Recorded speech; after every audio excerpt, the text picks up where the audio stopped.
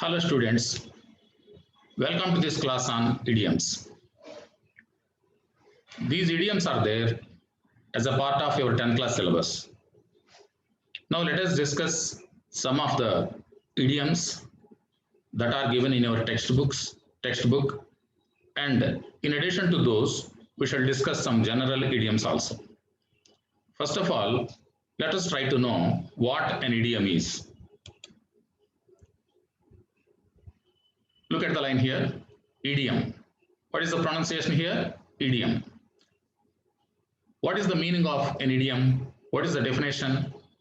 An expression whose meaning is different from the individual words. An expression whose meaning is different from the individual words. అంటే ఏమిటి అర్థం అంటే ఇక్కడ తెలుగులో idiom అంటే జాతీయము, ఇడియమ్స్ అంటే జాతీయాలు. జాతీయాలు అంటే ఏంటంటే ఇక్కడ అనుకున్నాం కదా, an expression whose meaning is different from the individual words. అంటే అర్థం ఏంటంటే మనం ఒక ఫ్రేజ్ లో ఇచ్చినట్టు, ఒక ఇడియంలో ఇచ్చినటువంటి పదాలని వాటి అర్థాన్ని వేరువేరుగా చూస్తే మనకు అర్థం కాదనమాట. మొత్తాన్ని కలిపి తీసుకుంటే దానికి ఒక ప్రత్యేకమైన అర్థం ఉంటుంది. For example, look at the first one, for ages. For ages, for అంటే కొరకు అని, ఏజెస్ అంటే ఇక్కడ టైం అనో లేదా వయసు అని అనుకోవడానికి లేదు. For ages, what is the meaning of this phrase idiom? For ages, for a long time. For a long time. దీన్నే మనం ఇంకో రకంగా కూడా చేసుకోవచ్చు, చాలా కాలం నుంచి అని చెప్పుకోవచ్చు. ఫర్ ఏజెస్ అంటే చాలా కాలం నుంచి అని చెప్పడానికి మనం ఫర్ ఏజెస్ అంటే ఫర్ ఏ లాంగ్ టైం. అట్లాగే దాన్ని ఈ ఫర్ ఏజెస్ అనే దాన్ని ఇంకో రకంగా కూడా చెప్పొచ్చు. ఎలా చెప్పొచ్చు అంటే ఇట్ హ్యాస్ బీన్ ఏజెస్ అంటే చాలా కాలం అయింది అని చెప్పడం అనమాట. ఇట్ హ్యాస్ బీన్ ఏజెస్ అని కూడా చెప్పొచ్చు. నా ఒక్కొక్క దానికి మనం కొన్ని ఎగ్జాంపుల్స్ తీసుకుందాం. ఎగ్జాంపుల్స్ తీసుకుంటే మీకు దాన్ని ఎట్లా ఉపయోగించాలని తెలుస్తుంది. ఫర్ ఎగ్జాంపుల్, ఫర్ ఏజెస్ అంటే ఏమనుకున్నాం మనం? ఫర్ ఏ లాంగ్ టైం అంటే చాలా కాలంగా అని అర్థం అనమాట. ఫర్ ఎగ్జాంపుల్, నువ్వు ట్రైన్ ఎక్కి దీని ఓన్ సెంటెన్స్ ఎలా ఉపయోగించాలో చూద్దాం. ఇప్పుడు ట్రైన్ ఎక్కి చాలా కాలం అయింది అనుకోండి, అప్పుడు నువ్వేం చెప్తావు?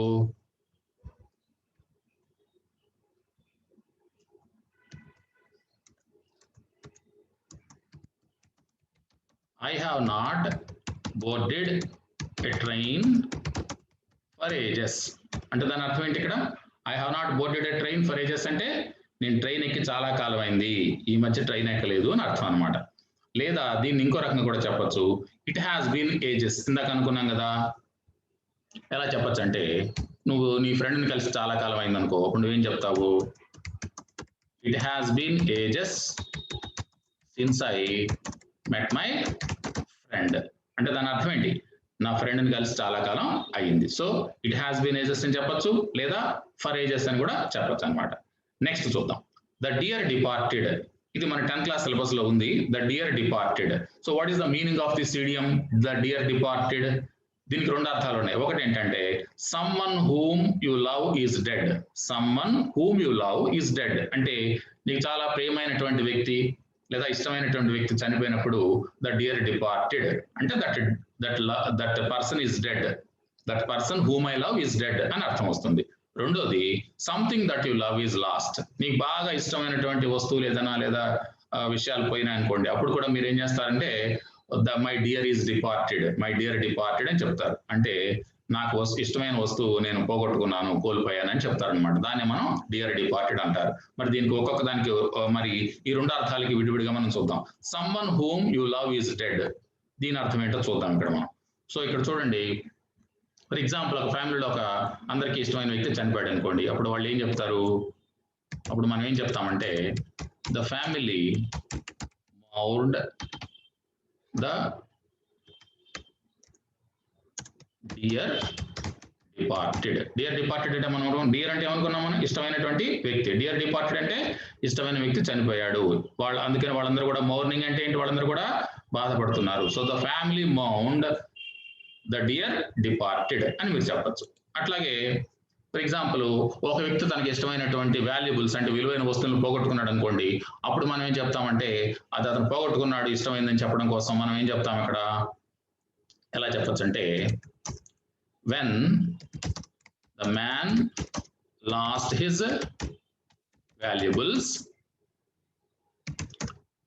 he said, అప్పుడు అతను ఏం చెప్పాడు తన వస్తువులు పోగొట్టుకున్నప్పుడు? My dear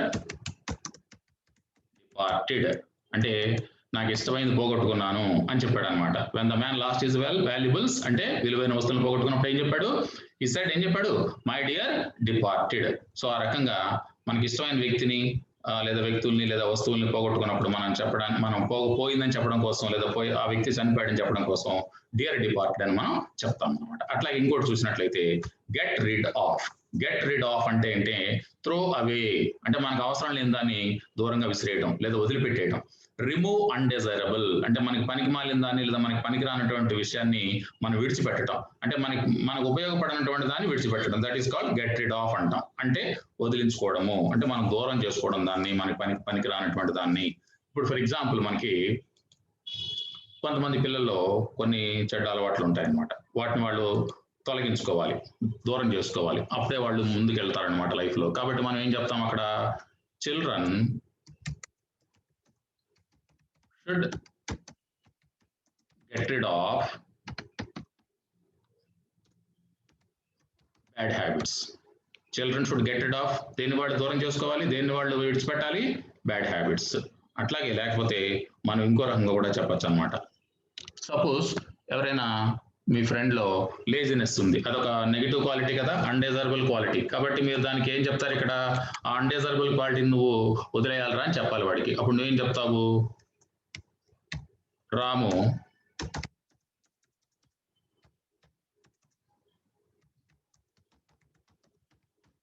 you should get rid of laziness. ఆ లేజినెస్ అంటే ఏంటి? వాళ్ళలో ఉన్నటువంటి బద్ధకం అనమాట, సోమరతనం. దాన్ని నువ్వు గెట్ రిడ్ ఆఫ్ అంటే విడిచిపెట్టేయాలి, దాన్ని ఇంకా వదిలిపెట్టేయాలి ఎప్పటికైనా అని చెప్తున్నాం. సో ఈ రకంగా మనం గెట్ రిడ్ ఆఫ్ అంటే to throw away are to remove something undesirable అనేటువంటి అర్థం అనమాట. అలాగే ఆన్ పర్పస్ ఇంకొకటి ఉంది మనకి ఇక్కడ.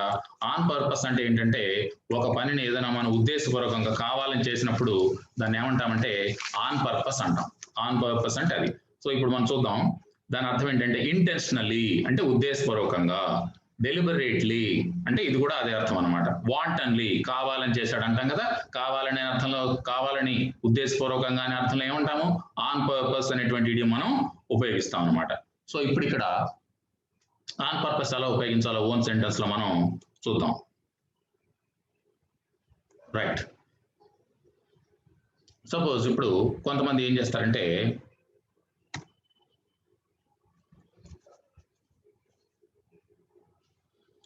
వేరే వాళ్ళని మనం ఉద్దేశపూర్వకంగా అవమానిస్తున్నారు అనుకోండి ఎవడైనా, అప్పుడు మనం ఏం చెప్తాము? వాళ్ళతో ఏం చెప్తామంటే don't insult others on purpose. అంటే ఉద్దేశపూర్వకంగా కావాలని, అంటే తెలుసో తెలియక అవమానిస్తే అది వేరు, కావాలని అవమానించద్దు అని చెప్పాలనుకోండి don't insult others on purpose అని మనం చెప్పచ్చు అనమాట. అట్లాగే ఇప్పుడు మనం ద డియర్ డిపార్టెడ్ అనేటువంటి లెసన్ లో మనం కొన్ని లైన్స్ చూసాం. అది ఏమిటంటే ద జోడాన్స్ వీళ్ళంతా కూడా ఏం చేశారు? ద స్లేటర్స్ అండ్ ద జోడాన్స్ వాళ్ళందరూ కూడా ఈ అబెల్ యొక్క వస్తువుల్ని దొంగిలించడానికి ట్రై చేశారు, అంటే కావాలని ఉద్దేశపూర్వకంగా. కాబట్టి ఏం చేస్తాం మనం అక్కడ? ద జోడాన్స్ అంటే ఇక్కడ వాళ్ళిద్దరు కూడా ఏం చేశారు మనం చూద్దాం ఇప్పుడు.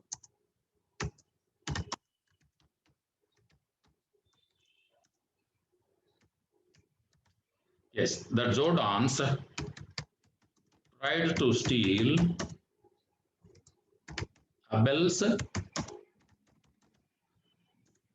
belongings on purpose. వాళ్ళు తెలియక చేయడం కాదు, కావాలనే వాళ్ళు అబెల్ యొక్క వస్తువుల్ని దొంగిలించడానికి ప్రయత్నం చేశారనమాట. కాబట్టి the Jordans try to steal Abel's belongings on purpose అనేది మనం చెప్పచ్చు. సో ఆన్ పర్పస్ అంటే మీకు ఏమర్థమైంది ఇప్పుడు? ఉద్దేశపూర్వకంగా, ఇంటెన్షనల్లీ, డెలిబరేట్లీ ఆర్ వాంటన్లీ. సో ఈ రకంగా ఫర్ ఏజెస్ అంటే చాలా కాలంగా, ద డియర్ డిపార్టెడ్ మనకి చాలా ముఖ్యమైన వ్యక్తి చనిపోయినప్పుడు ద డియర్ డిపార్టెడ్ అని చెప్తాము. అట్లాగే మనకి అత్యంత విలువైనటువంటి వస్తువు, బాగా మనం ఇష్టపడే వస్తువు పోయినప్పుడు కూడా ద డియర్ డిపార్టెడ్ అని చెప్తాము. అట్లా గెట్ రిడ్ ఆఫ్ అంటే to throw away, to remove something undesirable అంటే మనకి నష్టం కలిగించేటువంటి మనకు ఉపయోగపడని దాన్ని మనం విడిచిపెట్టడం అనమాట. అలాగే ఆన్ పర్పస్ అంటే కావాలని లేదా ఉద్దేశపూర్వకంగా. Now let us move on to some more idiomatic expressions. ఇక్కడ మీరు చూశారు సెట్ ఫుట్ అని ఉంది మనకి. What is the meaning of set foot? Set foot అంటే మనకి ఎంటర్ అని అర్థం, అంటే ప్రవేశించడము అని అర్థం అనమాట. సో సెట్ ఫుట్ అంటే ఇక్కడ ఫర్ ఎగ్జాంపుల్ మనం ఒక హోలీ ప్లేస్కి వెళ్ళాం, ఏదైనా ఒక హోలీ ప్లేస్కి వెళ్ళాం అంటే ఏమిటి అర్థం? హోలీ ప్లేస్ అంటే ఒక ప్రార్థనా మందిరానికి వెళ్ళాం, లేదా ఒక ప్రార్థనా స్థలానికి వెళ్ళాం. మనం ఒక్కొక్కసారి కొంతమంది తెలియక ఏం చేస్తారంటే ఆ చెప్పులు వేసుకుని వెళ్తుంటారు లోపలికి. అప్పుడు మనం వాళ్ళకి ఏం చెప్తాము? చూడండి ఇక్కడ సెట్ ఫుట్. సెట్ ఫుట్ అంటే ప్రవేశించటము, ఎంటర్ అన్నమాట. కాబట్టి don't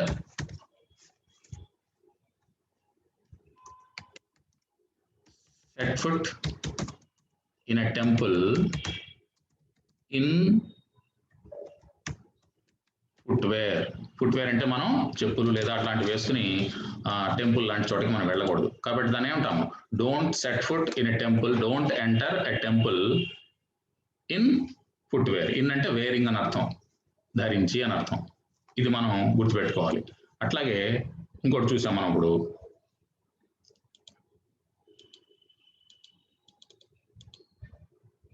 write.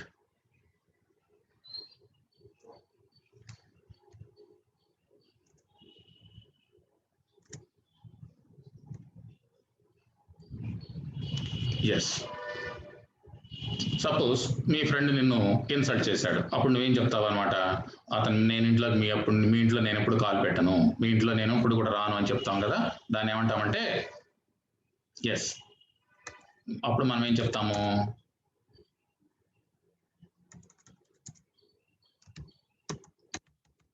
I will never, నువ్వేం చెప్తావు అతనితోటి?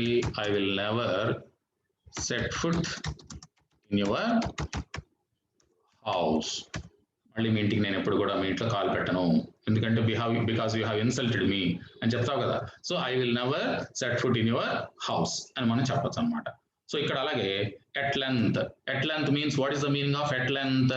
ఇక్కడ చూడండి, ఎట్ లెంత్ అంటే అర్థం ఏంటంటే చాలా వివరంగా, ఇన్ డీటెయిల్ అనమాట. ఫర్ ఎగ్జాంపుల్ ఇక్కడ చూడండి, ఫర్ ఎగ్జాంపుల్ క్యాబినెట్ అనేటువంటిది మనం మీటింగ్ పెట్టుకున్నారు కరోనా గురించి డిస్కస్ చేయడానికి. ఎలా చేస్తారు వాళ్ళు? జస్ట్ ఏదో 5 నిమిషాలు 2 నిమిషాలు చేయరు, చాలా వివరంగా చేస్తారు. వివరంగా అంటానికి ఎట్ లెంత్ అంటాం అనమాట. For example the cabinet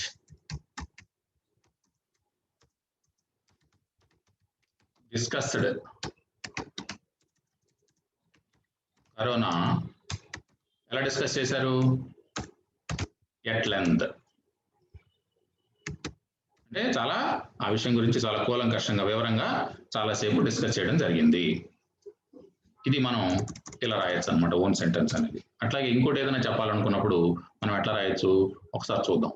for example ఒక మినిస్టర్ గారు మీటింగ్ లో చాలా వివరంగా ఒక ఇష్యూ గురించి, అన్ఎంప్లాయ్మెంట్ గురించి మాట్లాడారనుకోండి. అప్పుడు మనం ఏం చేయాల్సి ఉంటుంది? The minister spoke at length on unemployment.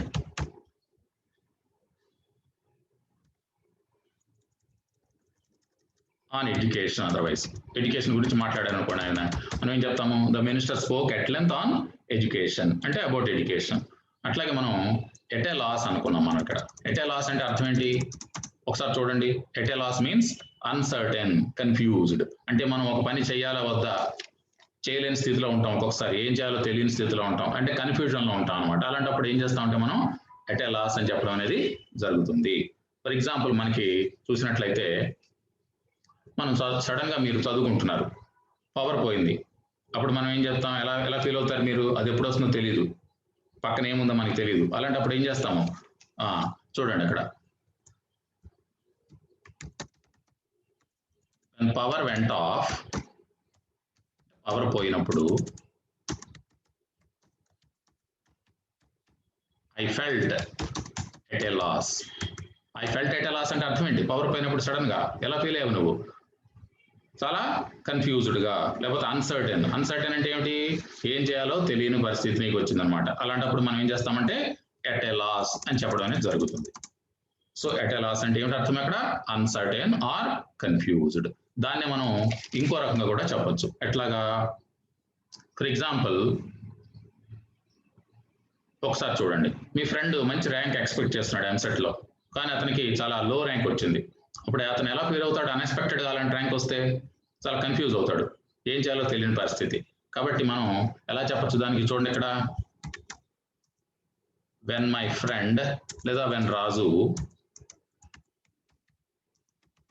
got a low rank, he was at a loss. ఎలా ఫీల్ అయ్యాడు అతను లో ర్యాంక్ వచ్చినప్పుడు? Actually he was expecting high rank but he got a లో ర్యాంక్. కాబట్టి ఎలా ఫీల్ అయ్యాడు అతను? ఎట్ ఎ లాస్, అంటే కన్ఫ్యూజన్ లోకి వెళ్ళిపోయాడు, అంటే కన్ఫ్యూజ్డ్ గా ఫీల్ అవడం జరిగింది. సో ఈ రకంగా మీరు దీన్ని అర్థం చేసుకోవచ్చు అనమాట. ఇంకోటి చూసినట్లయితే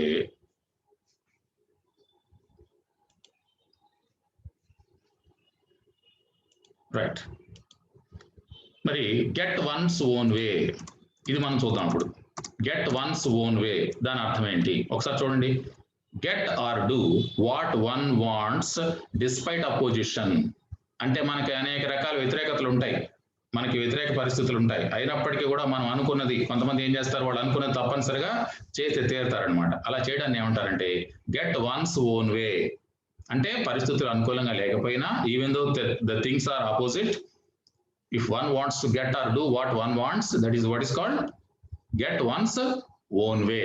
సో దీన్ని మనం ఓన్ సెంటెన్స్ లో ఎట్లా రాయాలో ఒకసారి చూద్దాం. మనం ఈ 8th వన్ అన్నమాట, దీన్ని ఎట్లా రాయాలో మనం ఒకసారి చూస్తే మీకు తెలుస్తుంది. Yes, some people get their own way, కొంతమంది వాళ్ళు అనుకున్నదే చేస్తారు పరిస్థితులు ఎలా ఉన్నప్పటికీ. కాబట్టి మనం ఏం చెప్పచ్చు దానికి సింపుల్ గా, some people get their own వే ఇలా చెప్పచ్చు మనం. లేదా ఇంకొక ఎగ్జాంపుల్ ఇవ్వాలనుకోండి మనకి,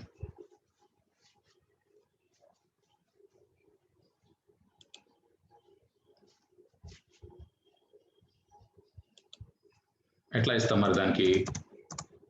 how can we give another example?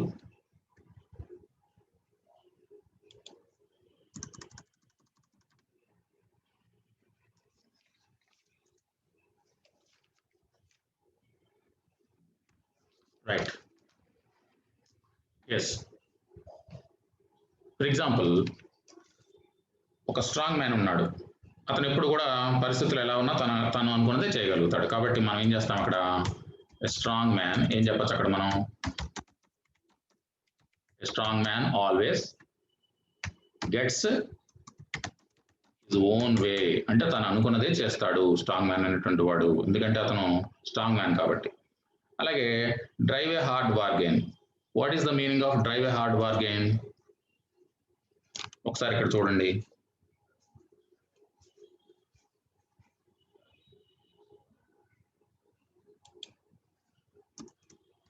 Drive a hard bargain దాని మీనింగ్ ఏంటో చూడండి ఒకసారి.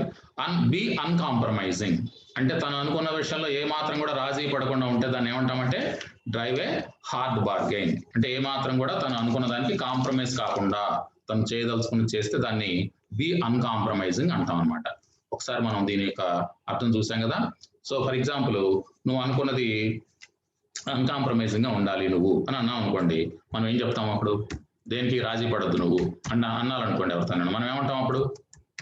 You must drive a hard bargain, అంటే నువ్వు చేయదలుచుకుని చేసే, కాంప్రమైజ్ కావద్దు, రాజీ పడద్దు అని చెప్పాలంటే మనం ఆ రకంగా చెప్తాం అన్నమాట. అట్లాగే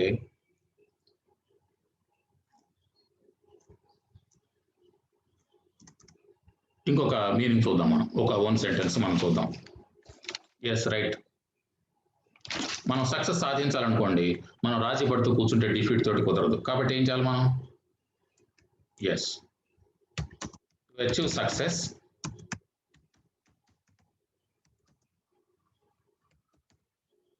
one must, అంటే a person must drive a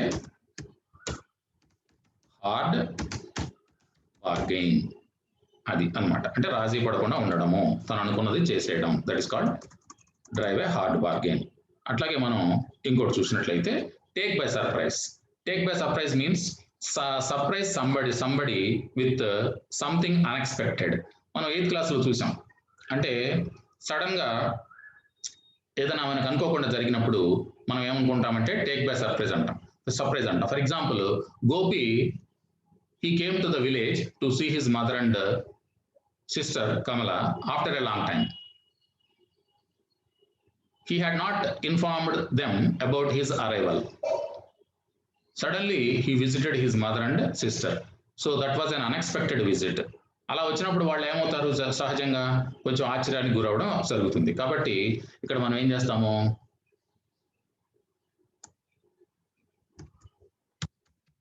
Gopi take past tense ఏమిటి, took Kamala by surprise with his visit. With his visit means what kind of visit? Unexpected visit, మనకు తెలిసింది. సో కాబట్టి మనం ఏం చేయాలి, Gopi took Kamala by surprise with his visit. That means unexpected visit అని అర్థం అనమాట. అట్లాగే మనం ఇంకొక సెంటెన్స్ చూద్దాం. అట్లా చూడండి, ఇక్కడ ఇంకో సెంటెన్స్ చూసినట్లయితే మనకి, ఎస్, సపోజ్ మీ అంకుల్ అన్ఎక్స్పెక్టెడ్ గా మీ ఇంటికి రావడం జరిగింది. అప్పుడు మీరు ఏం చెప్తారు, అనుకోకుండా వచ్చినట్లయితే, uncle took us by surprise with his arrival. ఆయన సడన్ గా రావడం జరిగింది అనమాట, మీకు ముందు ఇన్ఫార్మ్ చేయకుండా. సో మీరందరూ కూడా సర్ప్రైజ్ అయిపోయారు. సో కాబట్టి ఏం చేస్తారు, uncle took us by surprise with his visit. So ఈ రకంగా మనం చెప్పినట్లయితే సరిపోతుంది అనమాట. సో మీకు మొదట అర్థం చేసుకోవాల్సింది ఏంటంటే, ఈడియం, వాట్ ఈస్ అన్ ఈడియం అనేది చూసుకోండి. ఇక్కడ an expression whose meaning is different from the individual words. అంటే అక్కడ ఇచ్చిన పదాలను బట్టి దాని అర్థం కాకుండా ఓవరాల్ గా ఆ ఫ్రేజ్ యొక్క మీనింగ్ నే మనం ఇడియం అనటం అనేటువంటి జరుగుతుంది అనమాట. For ages, for a long time. అట్లాగే the dear departed, someone whom you love is dead or something that you have lost. అలాగే that you love is lost. అట్లాగే get rid of, throw away or remove something undesirable. On purpose means intentionally, ఉద్దేశపూర్వకంగా. అట్లాగే set foot అంటే enter, ప్రవేశించడము. At length, in detail, వివరంగా. At a loss, uncertain, confused.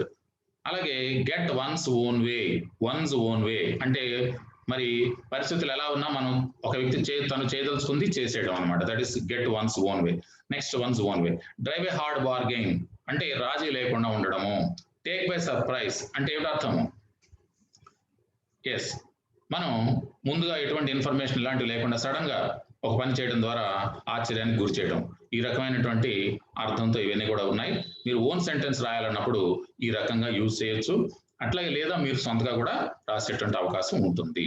So కాబట్టి students, just go through these things, watch these things and go through these things, note down the sentences, idioms, first of all, their meanings and their usage. How to write our own sentences. ఇక్కడ exam లో మనకి ఏం చేస్తారంటే only idiom ఇస్తారు. They don't ask you to write the meaning. Meaning రాయాల్సిన అవసరం లేదు, కానీ మీనింగ్ మీరు గుర్తుపెట్టుకోవాలి, అది చాలా అవసరం. మీనింగ్ తెలిస్తేనే మీరు ఓన్ సెంటెన్స్ రాయగలుగుతారు. కాబట్టి meaning is very very important. కాబట్టి ఓన్ సెంటెన్స్ ఏదైనా రాయొచ్చు, కానీ మీనింగ్ మాత్రం చాలా అవసరం. మీరు ఎగ్జామ్ లో రాయాల్సిన అవసరం లేదు, కానీ దాని మీనింగ్ మాత్రం గుర్తుపెట్టుకోవాల్సిన అవసరం ఉంటుంది. So just watch this programme and you will have some understanding on this topic. In the next video, I am going to discuss 10 more idioms. Of course, they are not from the textbook, they are general idioms. You should know those things also, because these idioms, the usage of idioms, it enriches your knowledge in English. English లో మీ knowledge పెంచడానికి ఈ idiomatic expressions అనేటువంటివి చాలా ఉపయోగకరంగా ఉంటాయి అన్నమాట. కాబట్టి మీరు వీటిని చాలా జాగ్రత్తగా నేర్చుకోండి. Thank you all for watching this video. If you like this video, just share it to your friends, and if you like it, just subscribe to the channel. Thank you all for watching this program. All the best.